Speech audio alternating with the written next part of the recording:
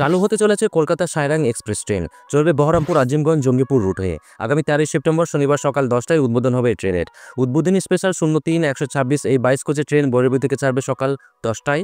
Hailakandi, Badarpur, new Haflong, Hojai, Guwahati, Kamakhya, Goalpara town, Abhayapuri, Assam, Bilasipara, Gauripur, Golakganj, Tufanganj, new Cooch Behar হয়ে new Jalpaiguri, Kishanganj হয়ে মালদায় পৌঁছাবে সকাল 10:15-তে। এরপর new Farakka, Jangipur, Azimganj, Murshidabad, Baharampur court, Krishnanagar city, Naihati হয়ে কলকাতায় পৌঁছাবে বিকেল 5টায়। এই উদ্বোধনী স্পেশাল ট্রেন 1512 কিলোমিটার পথ পাড়ি দিতে সময় নেবে প্রায় 31 ঘন্টা। সায়রাং কলকাতা এক্সপ্রেস ট্রেনের নিয়মিত পরিষেবা দেবে সপ্তাহে 3 দিন। কলকাতা থেকে চলবে সপ্তাহের শনিবার, মঙ্গলবার ও বুধবারে। সায়রাং থেকে চলবে সোমবার, বৃহস্পতিবার, শুক্রবারে। এই ট্রেনের নাম্বার হলো 13-125, 13-126।